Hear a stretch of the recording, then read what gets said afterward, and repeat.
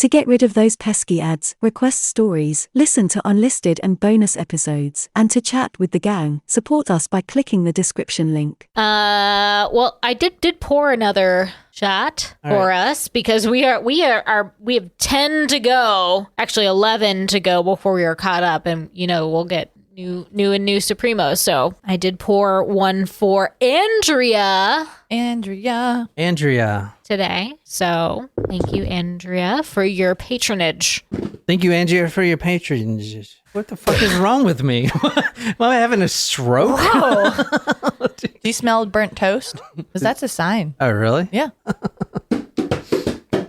Surprise shots. Surprise shots. We don't know what they are because they're a surprise. This one looks less friendly. It does look less friendly. My favorite. I picked your favorite last time, Jen. I picked John's favorite this time. Cheers. Cheers. Jaeger. Why do you like that stuff? All right, so welcome to the Talk More to Me podcast. My name is John. I'm sitting here with Jen and Nicole every Saturday at 1 p.m. Eastern Standard Time. We do live stream on YouTube, so be sure to check us out there. If you like this, you can support us at patreon.com/talkmurder. And I usually put out episodes during the week. I had a week where I didn't because I got really drunk. But anyway, if you like this, you might like our sister podcast, Among the Dirt and Trees. Brienne does a great job telling true crime stories that happen out in nature. She's been doing a lot of witch stories lately. Spooky. And they're really good. I really enjoy them. Have you watched Hocus Pocus too? I have. I have you? not. No, I have not. Okay. I might watch it tomorrow. Also, I want to give a shout out to another podcast that I really love. And you can listen to this true crime podcast to go to sleep, called Serial Napper. She has a great voice. She does some great cases, some that I've never heard of. And this month, she's doing a kind of a Halloween episodes. And she's got, it's a serial napper. You're supposed to listen to it at night. She's Canadian, but she doesn't really have that thick Canadian accent. So I talked to her, and she's seems like a great person. Do you enjoy falling asleep listening to true crime podcast? Then you'll love Serial Napper. Serial Napper is an international true crime podcast hosted by Canadian Nikki Young. Each episode features a different true crime story told succinctly the way it happened. Just the facts, ma'am. My focus is of unsolved crimes that need more attention and supporting victims and their families.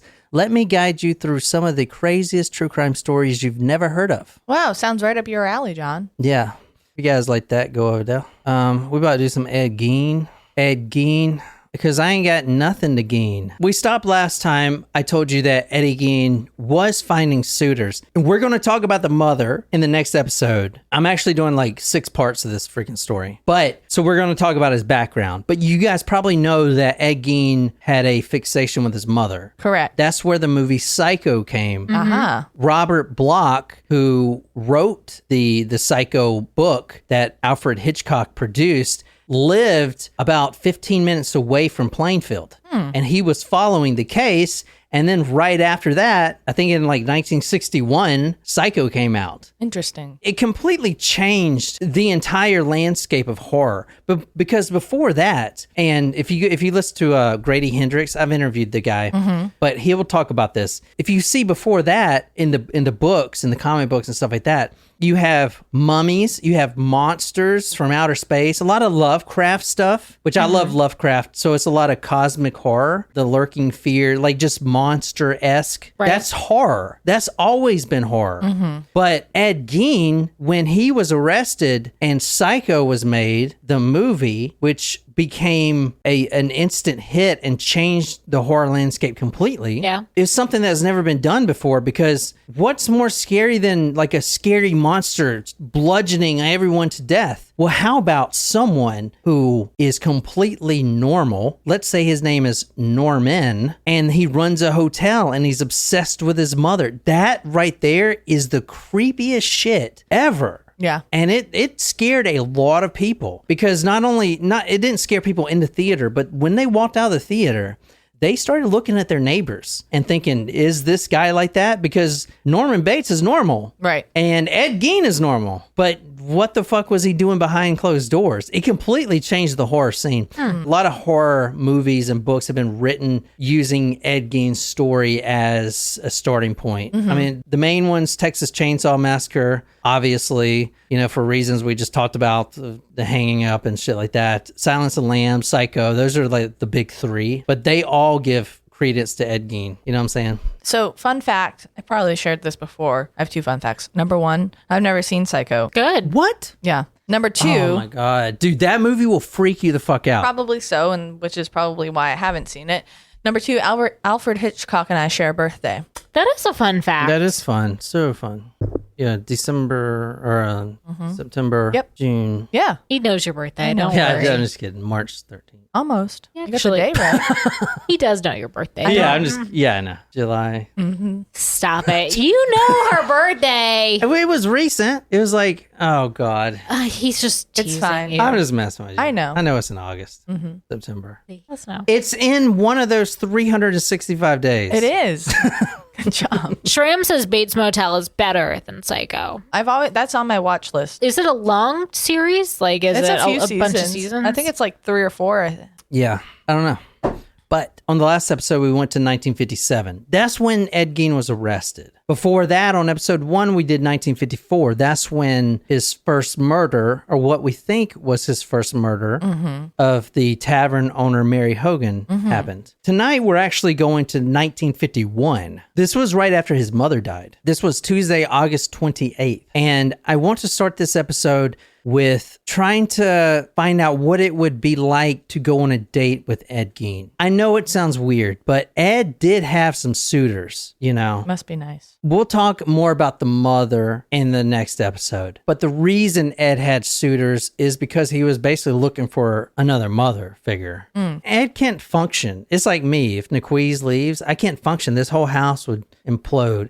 Like, there would be garbage everywhere. I wouldn't eat. I would starve to death. The dogs would starve. No, you would just go to Jimmy John's. We talked about this. But like Ed, I haven't had Jimmy John's in forever. Same. let's get it. Ed There did- isn't one in delivery distance here. No, I said y'all go get it while I do this. I mean, obviously we cut out the background Okay, noise. so Jen and I will go out to eat and just leave you here to starve. Tuesday, August 28th, 1951. Gein was looking for another mother figure. His mother, Augusta, had recently died, and that took a big toll on him. He did have suitors. As I said in the last episode, he actually turned down 2 of them. Number 1, the first one, she did not get along with her own mother, which was not good for Eddie. Right. That was an immediate hell no. Number 2, the lady got around a lot, as in she had sex.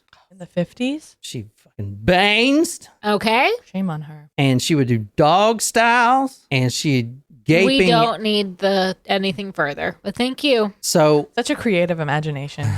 he didn't want to date her because she got around a lot. Even though his mother was dead, he still didn't think that the mother would approve. So today on this episode, we're actually going on a date with Eddie, and we're going to talk about Eleanor Adams. That was the one who went on a date with him. Now, Eleanor is married. But she went on Okay. a date anyway. Did she not know she was on a date? And she's 51. So, and at this time, and like I said, this was 1951, Ed was 45. So a 6-year age difference. Eleanor was married. She does have 2 children, a George and a Barbara, and they've actually known each other for several years. Everyone in Plainfield knows Eddie. They always see each other and maybe smile and nod, but they never talk to each other in public type of thing. But, you know, here she is. And let me show you a photo of Eddie's home right quick. Whoa there. So you see how Cluttered. messy and hoarding situation it is. You see it's like a hoarder. Yeah. He's got calendars up on the wall that are years old. He's got cans of Trash. beans and all kinds of Sugar. trash, sugar here, Domino, just all kinds of junk. Now there's no electricity in his home. He's got a stove here that obviously doesn't work because, well, I guess it's a gas powered stove. So that works. Or it could just be like fire. Soda crackers. I mean, it's just a mess. Another photo. This is one of the rooms. I mean, he's got a violin here with only 2 strings. It's broken. He's got a little piano thing here that's also broken. That's not a cash register? I think it's a. I don't know. Maybe It looks like what? I don't know, like a toy almost. he's got. I mean, look at the bed. Yeah. Just trash everywhere. So this is like where he sleeps. This is his bed. So imagine going home with Eddie and getting on that bed. Nope. No. No. Lauren says, I feel like these pictures would be so much worse in color. Yeah. Because you could really see the dirt and filth. Ooh. Yeah. It looks like our house. All right. So they go back to his house, and like I said, no electricity, is quiet. So there's not much to do. Play cards. He does have cards and stuff like that. But At the moment, she is stretched out on his soiled mattress, her features illuminated by the dingy glow of dingy. I got the dinghy on my mind. It's a bar. Yes. Her features illuminated by the dingy glow of his oil lamp. Though she is surrounded by the souvenirs of Eddie's other conquests, she has no way of knowing what is about to happen to her. so this is before Eddie's killed anyone, and she's at the house. No electricity in the home. Eddie lights an oil lamp, and he's very sensual. He can really treat a woman right. He begins to caress her, disrobe her. Nicole's reading from the book Deviant by Harold Schechter. Like I said last time, it's the Ed Gein book. He's a fantastic author. We've read a lot of his books, actually. But yes, so she's reading from that. A shiver of pleasure snakes through him as he begins to disrobe her. Mrs. Adams offers no resistance. When her waxy flesh is exposed to his view, he raises his lamp and moves it slowly down the length of her body. At that point, he decides to go deeper, and he spreads her legs apart. Now, she's in a bathrobe at this point. He bends in for a peek at her genitals, and that's when he is hit with an awful smell. He puts down his oil lamp, and he kind of backs away. He's repulsed because she was only buried 2 days ago, and he didn't think she would already smell that bad. So she was buried 2 days before he dug her up. I was like, did he go on dates? Interesting. It makes me feel a little bit better about myself. Okay, so his dates were with dead women, Jen. There you go. All right. All right. One up on Eddie Gein. Y'all saw that one coming. No, I actually forgot. The way you did it, though, again, I was still like, well, did he go out, have a couple dates before he did the body snatching? So Eleanor Adams, this is her obituary right here. As you see, this was August 27th. We started the story August 29th, I think. 1951. So this paper right here that you're looking at right here, this obituary that I'm looking at right here, Miss Floyd Adams Plainfield succumbs. It's interesting because this exact obituary that you're reading right now, Ed Gein was also reading, and he was waiting for the right time. He read in the paper that she had succumbed to her terminal illness that has been plaguing her. And he was waiting. And as soon as she was interred, buried under the ground, he went to the Plainfield Cemetery and dug her up. So his date was with the freshly buried, not even dead 48 hours, Eleanor Adams. Now, this isn't his first date, so he thought it wouldn't smell as bad as it the last did. person. But Who was buried longer. But when he bends down to look at her genitals, he gets a whiff, and it's that decomposing smell, and mixed with formaldehyde, that decomposing smell that really gets him. So as you see here, surviving are her husband, one daughter, Miss Barbara Goodwin, and one son, George. So yeah, she was still married. So what did you guys think of that? I think he needs to find new suitors. Perhaps ones that are living. Although, maybe not, though, because then they might end up dead. Maybe not. No, but I mean, all right, this story, I'm not trying to be disrespectful, but, he would end up killing them. Maybe. I mean, he did kill. So the ones that he killed resembled his mother, or were the antithesis of his mother from the last story. But this lady that he took out on a date and decided that she was too fresh for him or not fresh enough was also older than him. That's a good point you brought up, that the ones he's killed resembled his mother that you just said. If you want to read what's on her gravestone, as you'll see, Eleanor M. Adams, and then the date. But there's also one other thing on the headstone. Does it say mother? Mother. Creepy. Creepy is right. And so she was in her 50s, it said? Yeah, she was 51. So he is still, even the body snatching, his victims are his mother's age. Not only that, Mrs. Adams was buried next to His mom? Augusta Gein's Ugh. grave, which is kind of even fucked up. He loves the Cougars, Natasha says. Courtney says, Ed Gein has one purpose in his life, and that was to be of service to his mother. Of course, he couldn't function without her. He never learned to because she never let him. When I was That's kind of sad. So I do have mother issues, and Yes, you do. when I was in the Sorry, I'm not trying to laugh at that. It was just like very quick response. I got out of the military when I was 24, but I was stationed in Fort Bragg.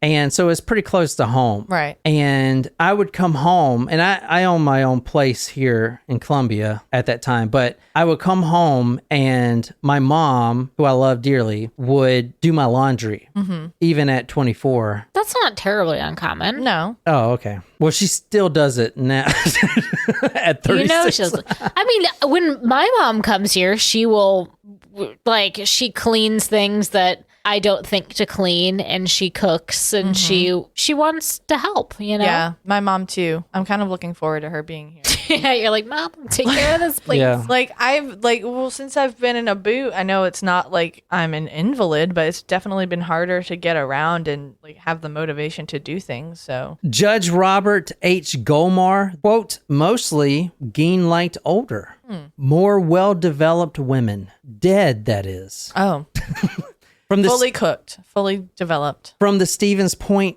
Daily Journal, November 25th, 1957, quote, Edward Gein had two faces. One he showed to neighbors, the other he showed to the dead. So I'm sure he did treat the bodies right. All right, how sure? Pretty sure. Okay. So I showed you Ed Gein's home, and it's not there anymore. The town of Plainfield's small, good, God-fearing people. And now you have a circus of reporters, not only from Wisconsin, but you had Time magazine and Life magazine. Life magazine, which is a huge worldwide publication, had Eddie Gein, the grave robber, on their cover of one of their issues. So you have not only local papers, but you have big city newsmen, and you also have big city publications coming down to little old Plainfield, which population even still, 200? Piling in there, making it a circus.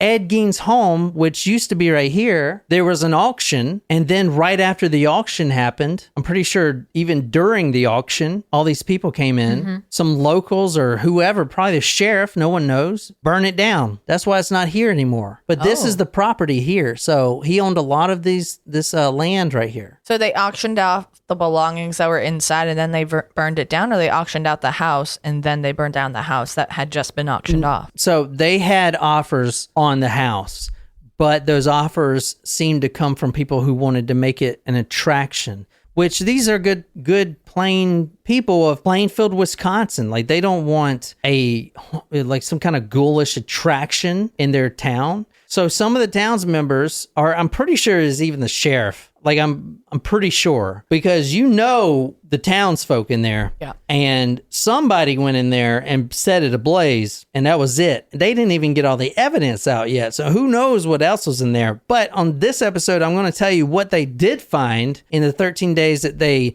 spent carrying shit out of the home. And I'm going to show you some pictures. So before the murder even happened, word got around that Ed Gein had some heads in his home. Now, he would say that they were shrunken heads. That he collected And randomly?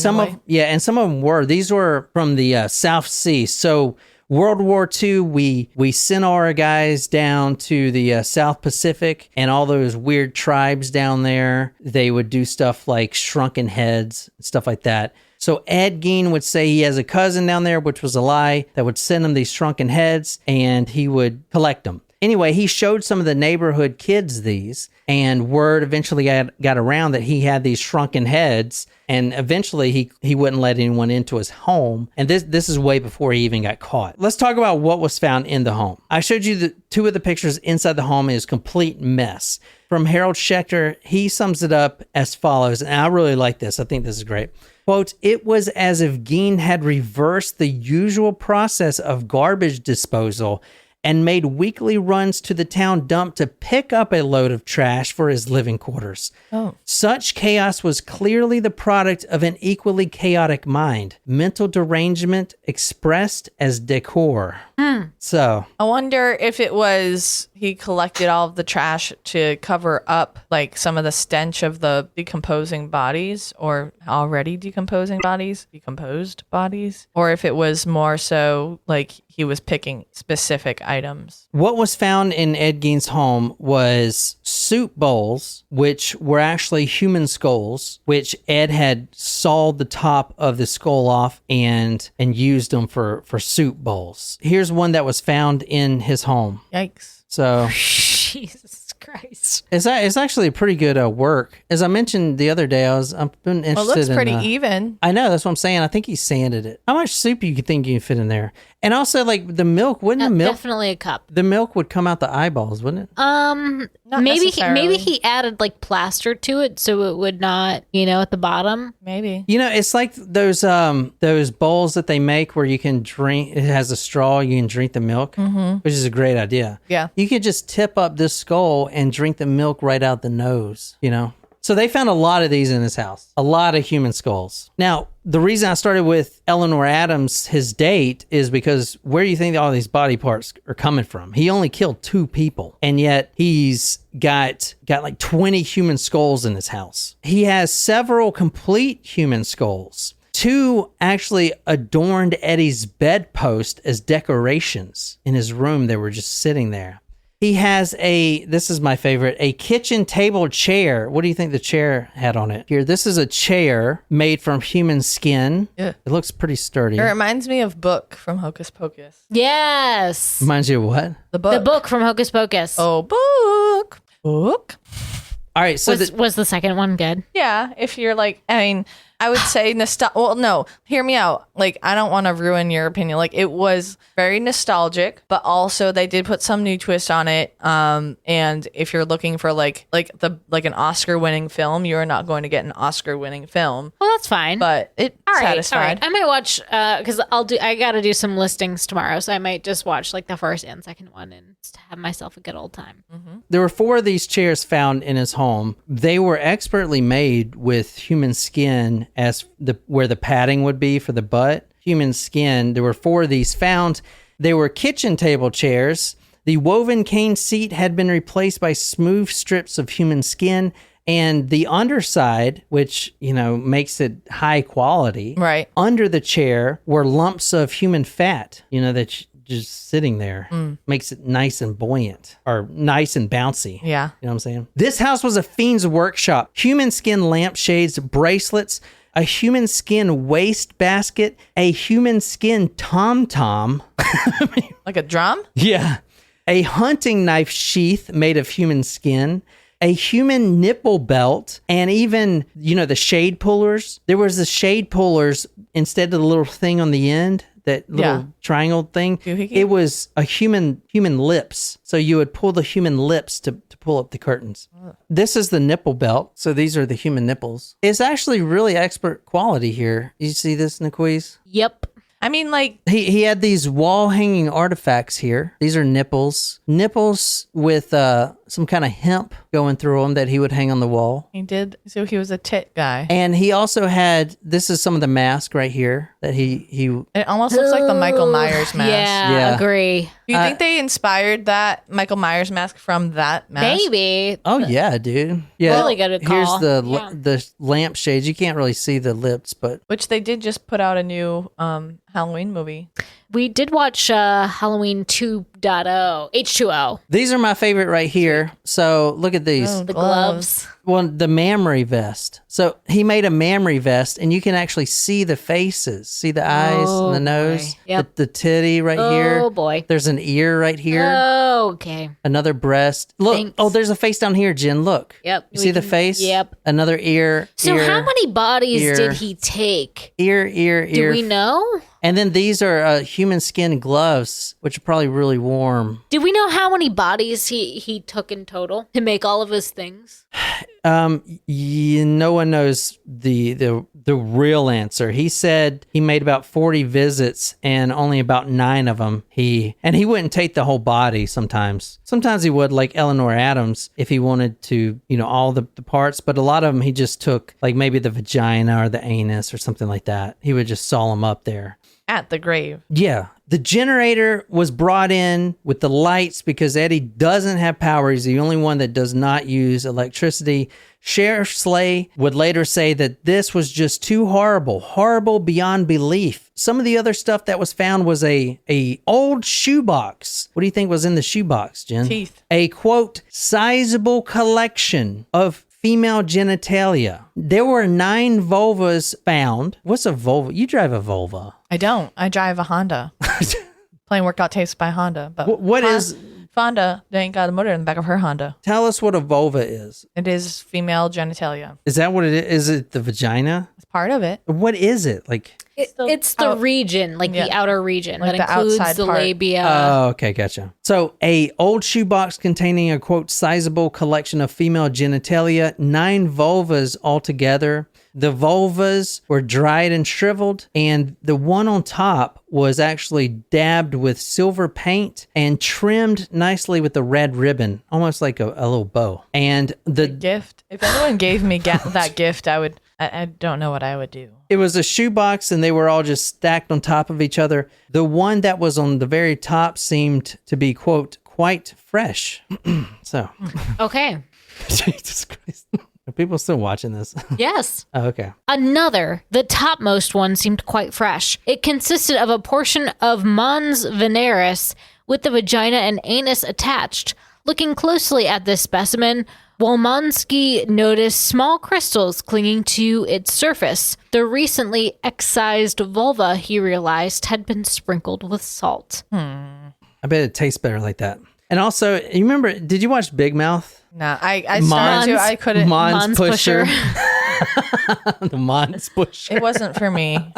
I liked Big Mouth. That was funny. Did you watch Human Resources? No. All right, No. move it. No. She I is think we human start, ring. I Why think would we she watch started that? watching. I think we watched like 10 minutes of the first episode, but did you like it? I No. didn't watch it either. I was asking. Also in his home was 4 human noses, a cardboard Quaker Oats container filled with scraps of human head tissue. So a lot of these creations were meant to be worn, including several skin leggings, which... Oh, pantyhose? No, the leggings were actually made from human legs, which is, I mean, that's what it's supposed to be. Well, what else would they name them leggings? A garment made from the upper torso of a middle-aged woman, and there's a picture of that here. It's, why y'all acting like y'all weird about this? Well, you're like, here's a photo of this. This is like the mammary vest. I don't like that. Yeah, you showed us that already. But it's very important why he made that, It's not weird. Is it though? Even more ghastly was a garment fashioned from the upper torso of a middle-aged woman. Gein had carefully skinned the top part of her body, breasts included,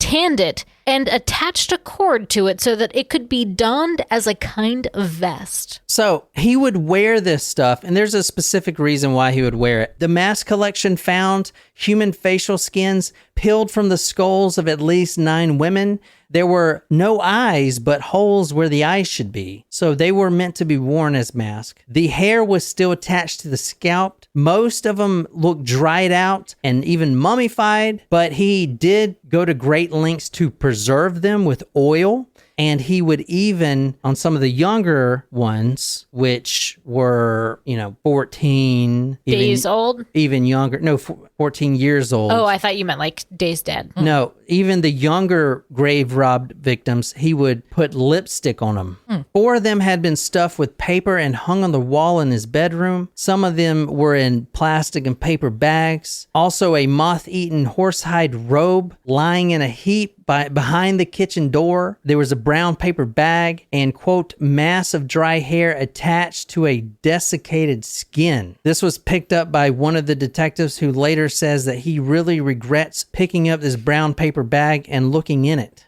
I bet he does. Understatement of the Year award goes to. It was a brown paper bag. This was right behind the kitchen door. It was just sitting there. It was folded over, kind of like you would fold a paper bag lunch. But when he tried to unfold it, he noticed that it was stuck together. There was flesh that was kind of melted and almost like a glue. But he finally got this bag open, which he later says he really regrets. He looks in this bag, he opens it up, and he pulls out this human face. He lifts it up. Now remember, there's no lights in the house besides the generator with, spotlights now. But it's still pretty dark and dusty as fuck. Right. So the light is behind him. He's by the kitchen. He pulls this human face out. And like I said, they don't have eyes, but they have holes. He puts it over his face, not like touching it, but he like looks in it and then kind of pushes it up towards the light beam that's coming. And he looks through the eye hole, and the light from the generator and the lights shine through the eye holes. Another officer looks at it and he says, quote, "By God, it's Mary Hogan." So there's Mary Hogan's face. It was in that bag. So Lauren had asked in response to your question, was it him? His mom wore an apron and he wanted to be like her? Or was it him that wanted to know what it was like to be a woman? Or am I thinking of someone else? And I said, well, I know Buffalo Bill, like in Silence of the Lambs, that was what that character wanted to do. So was that the answer to? No, but that's a really good guess. That wasn't the answer, but what kind of, because as you'll hear when Gein confesses all this stuff, he does admit that since he was a child, he's fantasized about being female. And obviously he would wear this stuff. So I think Lauren gets a point for that. Think about this. The vulvas, like he has these vulvas. He doesn't keep them for a collection. He puts them on himself. You guys understand that, right? He's decked out in the face mask that's tied with a cord that's attached to his face. He's got a full mammary vest on. He's got the vulva that's kind of attached to his penis. He's got the leggings on that are made from human skin. Like he's a full fucking being. You know what I'm saying? Yeah.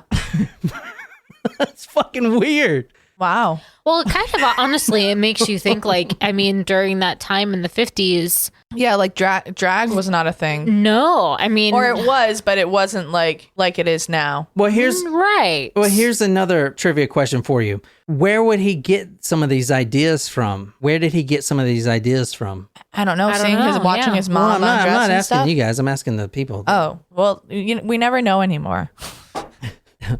When we don't answer, it's us. When we do answer, it's not us. This small city of Plainfield, town, 200 people, 300 people, farmers, they had to get archaeologists to come in and excavate some of this shit, preserve it to see what the fuck it is. It was an from the author, archaeological dig in hell.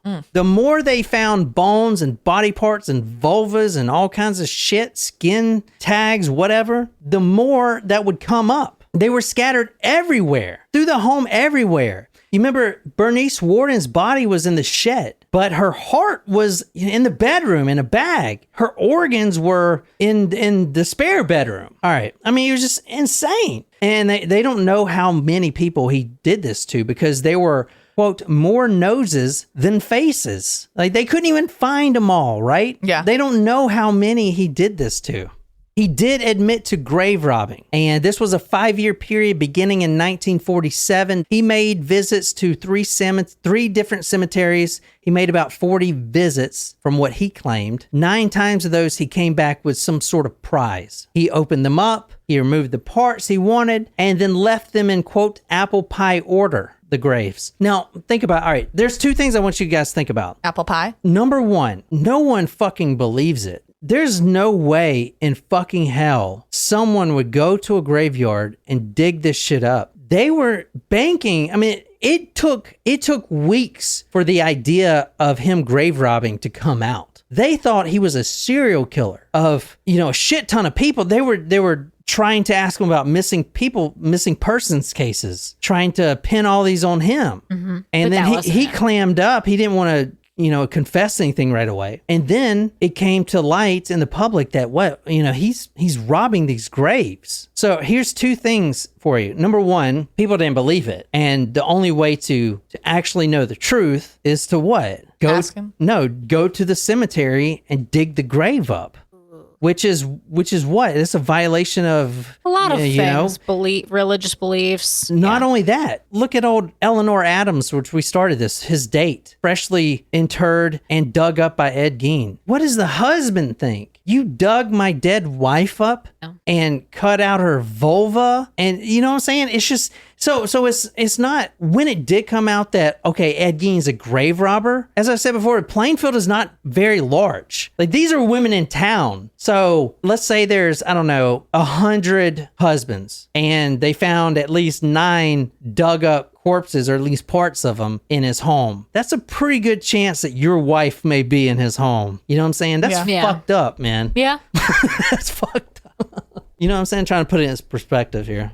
Sometimes he would only take parts that he wanted, like the vulvas or whatever. They were all newly dead women. He would read the obituaries and then plan and go out at night. A lot of people didn't think he could even do it because a lot of the graves were in cement enclosures. However, the ones he dug up were in wooden boxes. And they did find out that he did it because they did dig up 2 of these graves, and both of them were disturbed. One body, Eleanor Adams, they dug up was completely gone. The next one they dug up, they found bones before they found the casket. And so they were digging, they find all these bones, but it's not all the bones that make a human body. It's like where's the rib bones type of shit. Then they get to the casket, which is shut. So he would say that he dug them up, brought them to his house, and then had, quote, pangs of conscience where he took them back and tried to stuff them back in there because he was felt so bad about it. Interesting. A lot of these, he said he was in a, quote, daze and doesn't really remember anything about the grave robbing, even though he would sit there for hours and dig them up, you know, and then smooth everything over and then carry the woman back, you know. I don't know. What do you guys think? I don't even know what to think anymore. Eleanor Adams, her grave was redug up and the coffin was empty, all except a 12-inch crowbar. So He left his crowbar in the coffin? yeah, I think he accidentally left it. I mean, it's dark outside, you know? Yeah. Now, I want to end this episode with this. I showed you pictures of the house, complete disarray. There's hoarded trash and shit everywhere. You can't even walk in it. No electricity. It's rotted flesh everywhere. It stinks. It's dusty from hell. He has 2 pair of yellow dentures on the windowsill. Yellow? Yellow dentures. He's got a coffee cup, a Maxwell coffee can filled with chewed up gum. He would chew gum and then take it out and save it in a collection. He'd put it in the can. It's just all just like the Hey Arnold tried again. Yes. it's just all kinds of shit. But there was one room that was boarded up and it was completely shut off. It was completely boarded up and completely shut off. And out of all the stuff that we talked about today, the human skin lampshades, the leggings, the mask that you would wear, and the vulvas that were salted and sprinkled with salt and dabbed with paint, and all that shit doesn't even compare to what they found when they opened this shut off room. Completely boarded up. They were wondering what it is for a while. They finally said, fuck it, open it up. What they found in this room was worse than anything I've described in this episode. It took everyone by complete shock. And of course, I'm going to start with that on the next episode. Of course you are. Because I'm a fucking asshole. And cliffhanger. Jesus. I know we've talked about Ed Gein before, and I cannot remember at all what's behind Door number number one. Yeah. Well, so the house was large and upstairs and downstairs. Ed slept upstairs. I showed you his bed, and that room was downstairs, completely boarded off. They knew it was there the whole time. They wanted to get everything else out the way, but when they opened it up and saw what was in there, they were just... It just takes the story to a whole nother level. Yeah. If you can get to another level from human lampshades and human skin chairs. And by the way, for you podcast guys, the human skin lampshades, did anyone guess the thing where I said, where would he get these ideas from? No. All right, so the human skin lampshades specifically, and a lot of the other stuff, Ed Gein, his IQ was pretty low, but he was an avid reader. He read true crime books. Oh. So he would definitely be listening to our podcast if he was alive. He was an avid reader of true crime, the lurid magazines with the You know, the ones I have with the detectives, the women on there with the big breasted women, these are true crime accounts. Sensational. Like, it used to be like 10 times worse than it is now. Like, titillizing. Like, he would fucking read all, he had thousands of these. And what he loved more than anything was the Nazi war crimes, especially. Oh, I should have got this. Oh. That's right, because you did that article recently. Especially that of Ilse Koch, the bitch of Buchenwald. And there's another one that's even worse. She was basically the bitch of Auschwitz, which we didn't do that one. But these are Nazi war criminals, especially the females. The bitch of Buchenwald, especially, we covered that story. She's the one that inspired Ed Gein with her human skin lampshades. Remember, she would take the skin of Jews before they were freaking fried and gassed, and take their skin, make them into lampshades, and then she would send those lampshades, the human skin, some of them with the tattoos still on them. That was the thing. Like, if it had the tattoo on it, that's the good Or ones. if they like had other decorative tattoos. Yeah. She wanted those. Yeah, and I've showed y'all pictures of that, so you go back and listen to that episode. But where do you think he got this idea from? Her. From those Nazi war crimes and stuff like that. That's where he was getting the idea. So for the next episode, we're going to open that door and we're going to get into the background. Like, how did this guy get all fucked up? All right. And then we're going to talk about the psychology and kind of end it off there. So. Cool. And then Naquiz and I are going to do the confession of Eddie Gein, which is pretty large. So I hope you guys like that. And until next time, good night, you lovely, lovely people.